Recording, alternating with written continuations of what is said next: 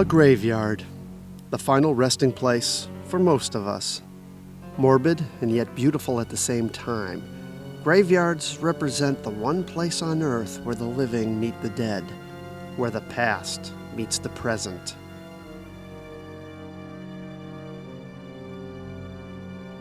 Mary Shelley, author of Frankenstein, spent many hours in graveyards. She enjoyed sitting by the grave of her mother, who died shortly after she was born. There she would sit and read and write and relax. She even proclaimed her love to her future husband in a graveyard like this. In her novel, Dr. Frankenstein pieces together his monster from limbs and organs stolen from corpses in a graveyard. Mary Shelley is one of the more prominent figures in Gothic Romanticism, and that genre of music, literature, and art has spawned some of the more memorable images in Western culture. From Shelley's Frankenstein to Poe's Raven to Bram Stoker's Dracula, these images are embedded deep within our history. But what about now? There are a group of people who label themselves or are labeled by others as goth. Is there any relation? Is modern goth more than just dark music and people dressed in black? I was determined to find out.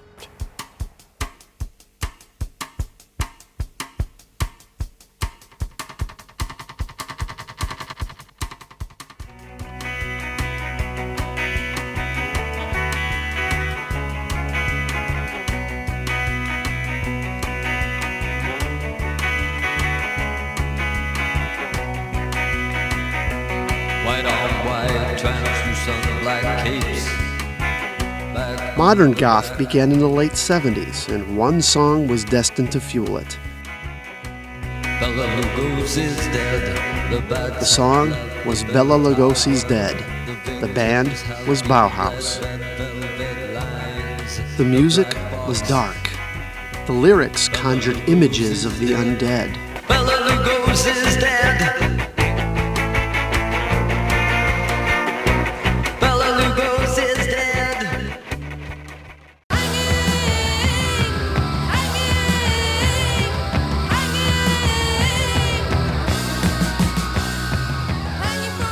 Other bands emerged at the same time.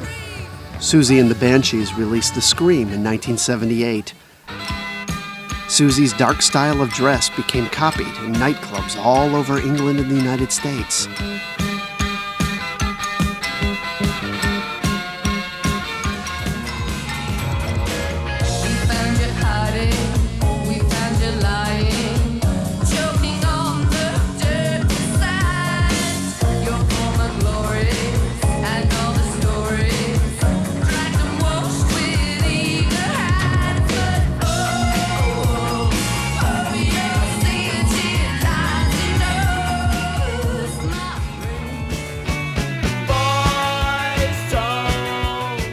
The Cure released Boys Don't Cry in the same year. Although they never considered themselves goth, frontman Robert Smith provided a lasting goth look, and The Cure would become one of the more successful bands in history.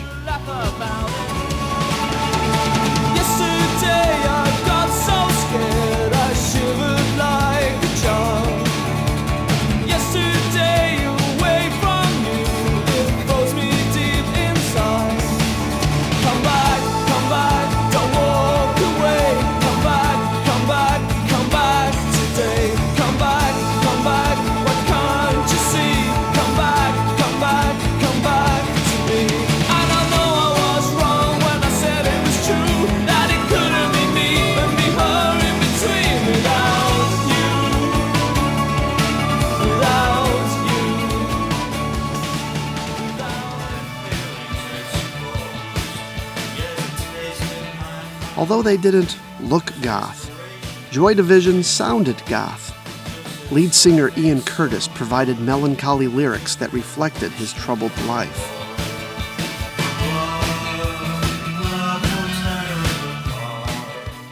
Joy Division's manager described the band's music as dancing music with gothic overtones. The name stuck. Ian Curtis committed suicide in 1980. Goth had its first casualty.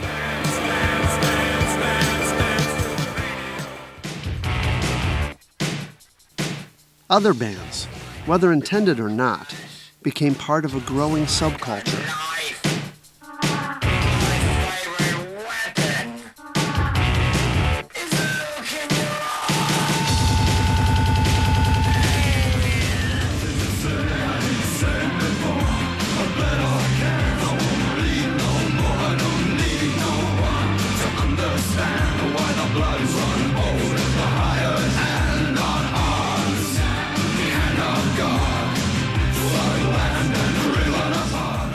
The subculture that grew around the music had a particular look. Black, and lots of it.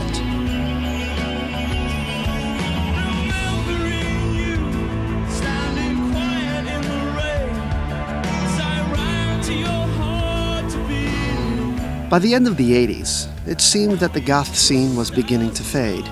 The Cure had turned more mainstream, and soon the music would be overshadowed by a growing trend out of Seattle. Grunge. Bands such as Nirvana and Pearl Jam led the way in the grunge takeover of mainstream music. Goth sat on the sidelines. But movies such as The Crow carried on Gothic themes and attitudes.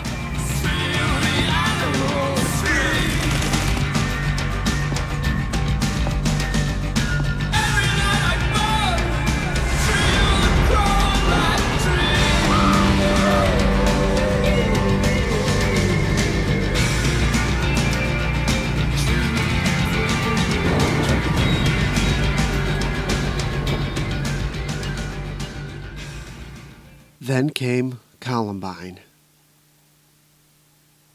Goth was blamed. Even though Harris and Klebold were not goth, many saw danger in the dark nature of goth music and subculture. Goth was misunderstood. Today, goth remains mainly underground, but it is still very much alive. It has even spawned other types of music, dark wave, industrial, and death metal to name a few.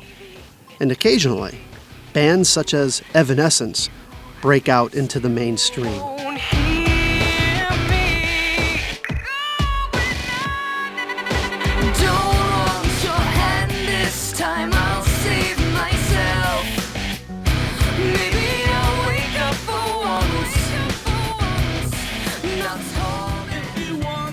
And things have now come full circle. The Cure released their 24th album in 2004.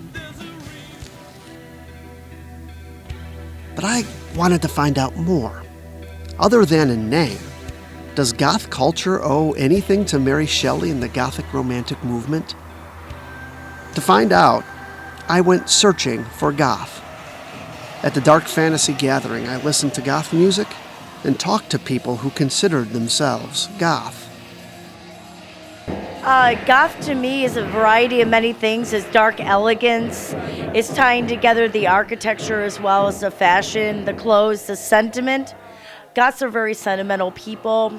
They pay attention to the stories of the past, going back to the roots and learning where it all came from, where the influences were, how it all started. People are very morbid in nature. I mean, you look at news, it's all about death and depression and despair.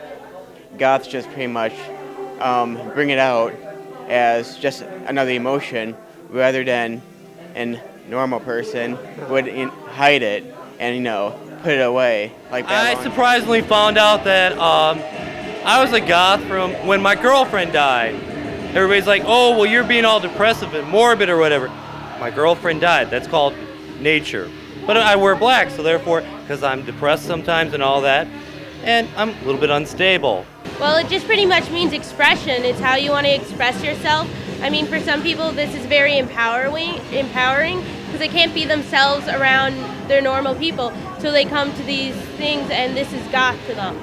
Goth to me is basically a community of people who embrace the darker aspects of life, but embrace them as a celebration of the life they live, that it's a belief that it could end at any minute, So we should live embracing that as opposed to being afraid of it. Well, when I was little, I was always interested in odd, morbid things, like to go to cemeteries and things like that. And I kind of kept it, I'm from a rural area, so that kind of thing doesn't fly for a while. And, I got older and I decided, I guess I found myself and this is what I'm more like. I'm going to be me and I feel more comfortable than trying to be somebody else.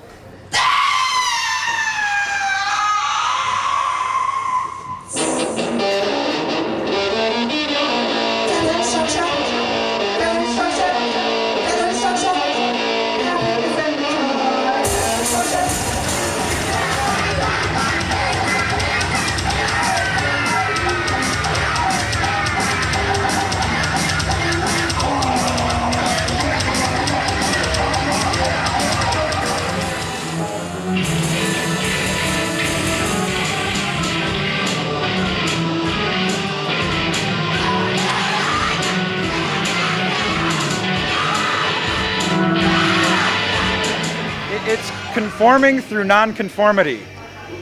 Okay, explain that. It is a subculture that embraces you for being different. Whatever your difference may be, if you put on your black clothes and go hang out with them, you're welcome.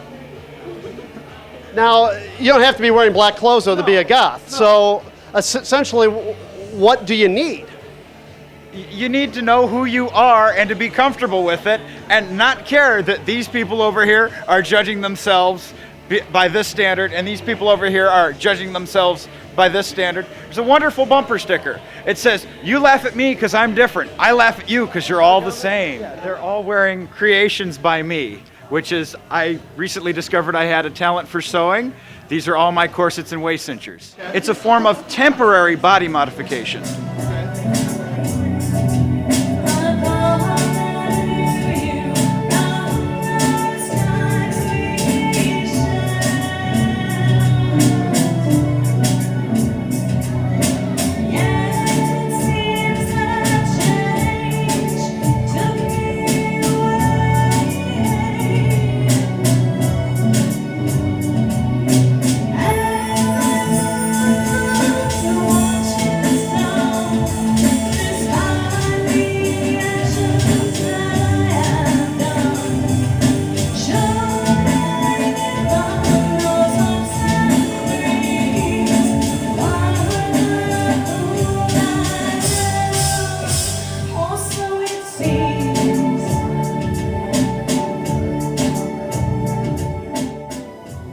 In my search for goth, I found another resource, the Gothic Council of Chicago. This organization was having a meeting at Club Neo, and I was invited to come. I'm here with Slash from the Gothic Council of Chicago. What does your organization do?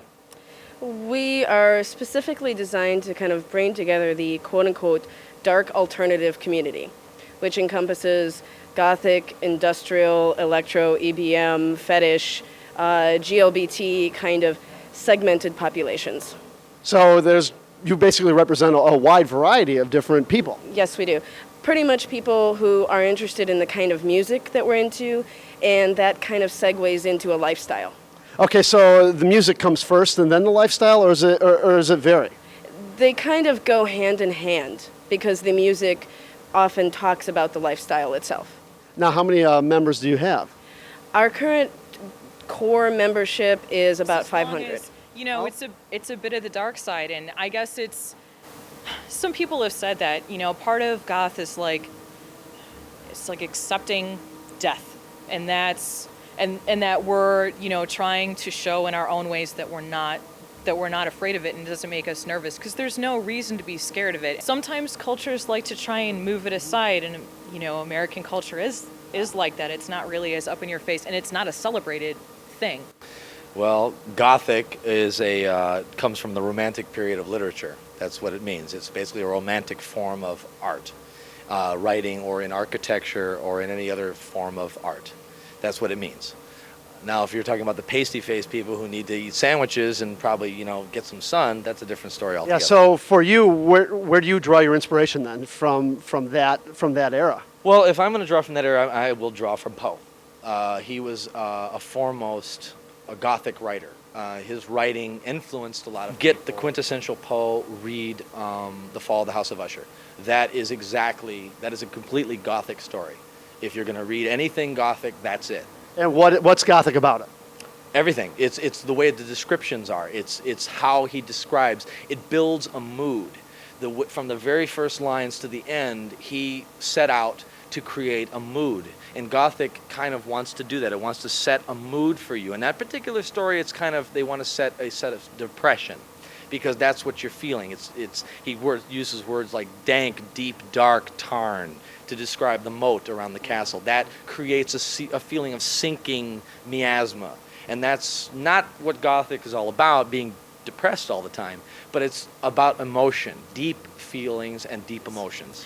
It has to do, well, you want to understand Goth, you want to look at the poetry of Byron. She walks in beauty like the night, of cloudless climes and starry skies. All that is best, dark and bright, meet in her aspect and her eyes. Things like that. Byron wrote a poem about drinking wine out of a dead man's skull, okay? That's a very strange thing to do. What Goth is about, there is so much beauty in the night. There is so much beauty in darkness, just like there is so much darkness in what is beautiful. Gothic celebrates the things like was talked about by William Butler Yeats in his poem, The Second Coming, which I haven't got memorized. You should go read it. Okay, and that's about, in one thing, like Christianity, okay, there is the seed of its opposite. Okay, it also has to do a lot with the yin yang. Okay, Goth in the night, in the darkness, in what is the underside of life, there is such beauty. Okay, there is such freedom. Okay, we who take part in a Gothic lifestyle reject what is normal, reject what is conventional, reject my aunts and my grandmother are always telling me to just get a good job with a corporation. I reject that, and I'm going to be a massage therapist, and I'm going to be an actress and a writer and take my life in the road less traveled by. Okay, that's what Gothic is about. It has its roots in the lost generation of Henry Miller and Anna East Nin. It has its roots in Byron and Shelley.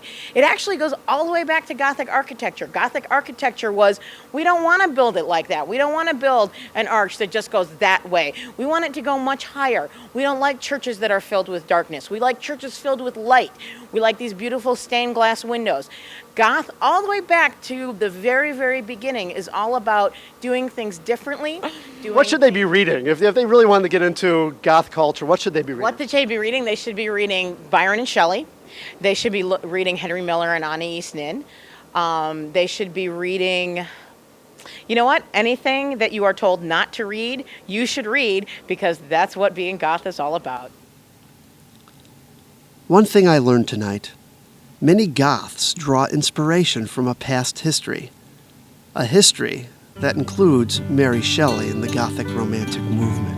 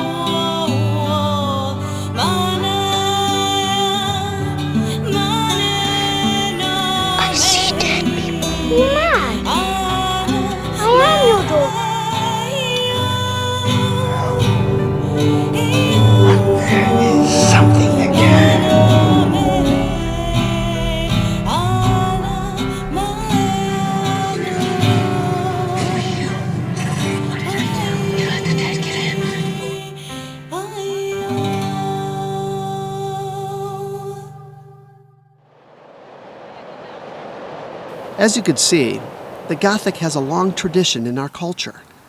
Modern Goths, whether they know it or not, and many do, are a part of that long tradition. They celebrate that tradition in the way they dress and in the music they listen to. And every time we read a ghost story or watch a horror movie, we are drawing on elements of the past. We, too, are celebrating the Gothic. Maybe Mary Shelley and her world are not too far removed from our own. Perhaps, in the end, there's a little goth in all of us.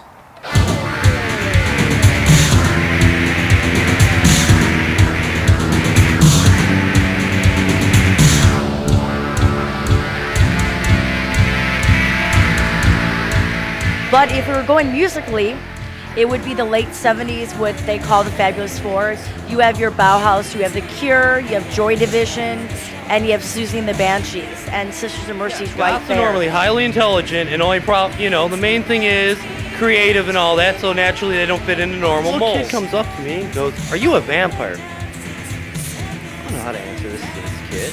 It's 3 o'clock in the afternoon, so the sun's up, so he's obviously illiterate and stupid. But, it's like, no, I'm not a vampire. Are you just sure? Because you wear black or you wear high shoes or different makeup doesn't mean you're like anti-God and anti-this and anti-that. People should just stop assuming things until they actually sit down and talk to you for at least 15 minutes. As diverse as this group is, if you walk through and ask anybody here, in some way, shape, or form, they're an artist. Whether they're a dancer or a writer or an actor, whether they are a tailor, they are very good at expressing themselves in some way. I've kind of always had a connection to things that are dark. I've always liked the music. I think much of the culture is really about the music, and I think that's where it started, definitely. Okay, it doesn't matter what you wear, it doesn't matter what you do, as long as it is true to you. If what is true to you is working a corporate job, then that is goth. Okay, if what is true to you is joining the military, that is also goth. If it is true to you, okay, as opposed to what everybody else says that you're supposed to do. Every one of them is attached to something, but it's primarily that older feeling. As some other people, I'm sure, have said to you already tonight, like they'll read like Frankenstein or some of those literary works or Hawthorne, and cling to that type of. To goth music, read something that's goth. What am I looking at? Frankenstein. You don't have to just say that. I know, but I mean it. That's one of my favorites.